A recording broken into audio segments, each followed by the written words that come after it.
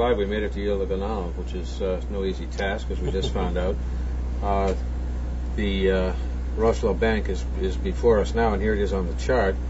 How are we going to start this off tomorrow? What's the best procedures as far as you're concerned? Well, and just to regress a bit, we know the Mary Celeste was coming from the northeast when the captain purposely ran around the rocks for the insurance.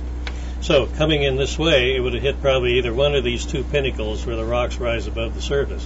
So what we'll do is we'll put divers in and around the rocks, and then while they're in, we'll run the boat around the circumference using the magnetometer and see what we can pick up. Hopefully we should be able to find something that, some sort of remains of the wreck.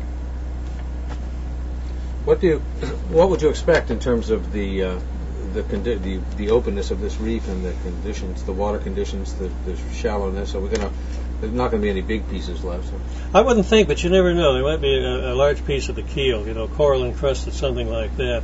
And it's always a case you never know till you get there what you'll find. I mean, we can guess. Chances are, over years, because when it ran on the rocks, it was able to be boarded, and the cargo checked out and found that it was fraudulent.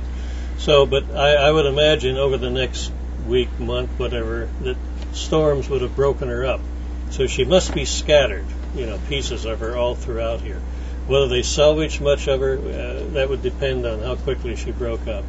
But no, there should be bits and pieces. Maybe they'll be hard to distinguish, but on the other hand, they've got to be there. Vandalia Rock, that's the name that I keep hearing about. That's the one that apparently sticks up out of the water the highest. And it's probably, we're not sure, but it's probably the one that the captain told the helmsman to run, aim for the rocks, and he struck them. So when he says the center of the reef, do you think that's a relative thing, or is that something we can use to go by, or is that just... Well, if he couldn't see the depth of the rocks, because some of these are, as you can see, are much deeper. They're beyond the depth of the draft of the Mary Celeste. So, they're 20, 25, 30 feet deep. Her draft was 16, so she would have passed over most of them before she struck the rocks that protruded. Okay, so you expect she'll be wrecked on one of these spots that are marked with an X? Right. These are supposed to protrude above the water. John, do we know if this light is there today? That's it's not known, but whether the light is still operational. But and we probably will know tomorrow night. But the reason that light is there is because shipwrecks took place. They did not, according to Alan Gardner, place those lights until a shipwreck actually occurred. So how far are we actually from Port-au-Prince? 50 miles? More than that? Well, yeah, we're probably about 75 miles from Port-au-Prince right now. Over here. Yeah. Right. And but this segment of the channel is the main channel into Port-au-Prince. So there's a substantial amount of shipping that's gone through there over the years.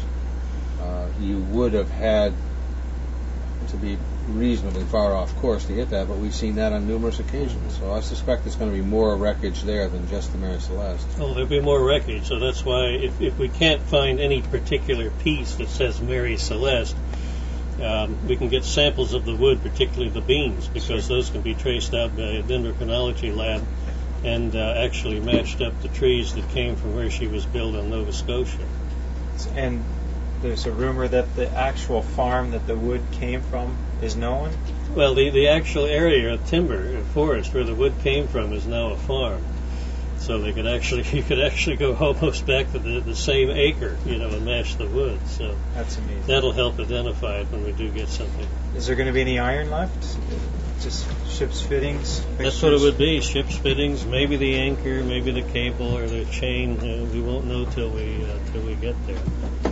But the hardware, there should be some, like was mentioned before, even the cook stove. Right, which might have been forged right there in Nova Scotia. Mm-hmm. Well, she's a Spencer Island wreck, so there's probably a 75% chance that the stove would have come from the Lunenburg foundry, and a 25% chance that it would have come from St. John in New Brunswick. So either place, if we could find any sizable piece, we might be able to match that up too. So when those boats were fitted out in Nova Scotia, they'd use iron from local foundries for the pumps, the stoves? Absolutely, and Lunenburg was the major site southwest of Halifax, where that material would come from. Mhm. So again, we've got a good chance. We even know the style of the anchors that they make there. So if we can find an anchor and get that recorded, we could come back and at least get a general match on that. So that it's hard to be very specific with it, but we could get another indicator anyhow.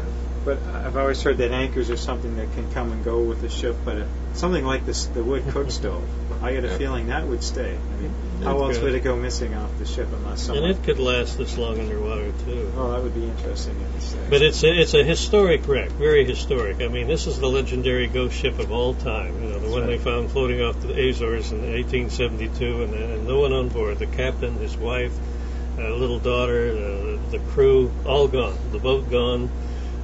No trace of them whatsoever. So and the vessel under sail. Mm-hmm. Absolutely still under sail. Some of them, the rigging had let go, but it was under sail. It was not just apparently it adrift. had gone through a storm because there was quite a bit of water down in the hold and in the decks and washed over too. And the sails, some of them, I guess, were somewhat shredded in the rigging. So after she lost them, she must have gone through a storm, and it could be the same storm that probably killed the crew. Some of the areas here, in terms of the search, we'll be able to get the main magnetometer to being pulled by this vessel, the 55-foot vessel. But we can also use the planing boards and pull you, Mike, and maybe Lawrence or Bob, and haul them across and do some visual searching. So just physically look for signs of physically iron, look for signs of, or areas that don't look like a natural formation. And we also have the opportunity to utilize the handheld magnetometers. So if we come to sites that do look suspiciously unnatural, we can go back over them with a handheld mag and dive directly to those sites. Okay. Particularly if we get bottom where there's sand, because that way we don't know what's under there unless you use the mag. So we have a number of tools at use. It's about 4 square miles, but we can eliminate a lot of it and more or less narrow it in the target until we get to the center and hopefully pinpoint the right wreck. So out of 4 square miles, we have 2 main spots to check first. Right. I think if we take a 90-degree quadrant from each of these going north-northeast in both instances, you can see if you were out here and you were head for the middle of the wreck, you're going to be coming down basically right over the center of the wreck, puts you on both of those pinnacle points. Right. So, and that was in fact the direction that the captain gave the first mate, Right. to the center of the reef. And she didn't rip her bottom out and sink. She hung up on the rocks. So are these fathoms? Are these meters? Those are meters. Meters. So we're talking, in places here, 3,000, almost. Coming up to it. Here's 1,800, 1,900 meters. That's approaching 2,000 feet of water. Yes. Pardon me, 6,000. 6,000. 6,000 feet of water. From 6,000 feet of water to 10. Oh, these rocks probably millions of years ago were really at the tip of a volcano. Yeah, sure. Just below the surface. Right. So it'll be fascinating to see what we do find out there. Now, the Mary Celeste has this mysterious history. Now here it is lost in this very mysterious place. Do you think there's any concern about our safety while we're here? Mike, listen. The vessel was originally the Amazon when she first came down the waves, turned sideways, and almost swamped herself at the first point she ever touched the ocean. She was called a cursed ship then. She had several bad accidents before she was almost completely rebuilt, and her name changed to the Mary Celeste. Everything that's ever gone near it has seen only trouble and woe, and that's why we brought you. That's right. Okay, so all the trouble and woe is going to fall on my shoulders. I see. Somebody's got to take somebody one for the has team. to I'm going to stay in the cabin and drink tequila. The insurance boat that came down to check on it went aground, not on this reef, but on another. I'm not sure whether there was death or injury to the actual insurance adjuster, but one or the other.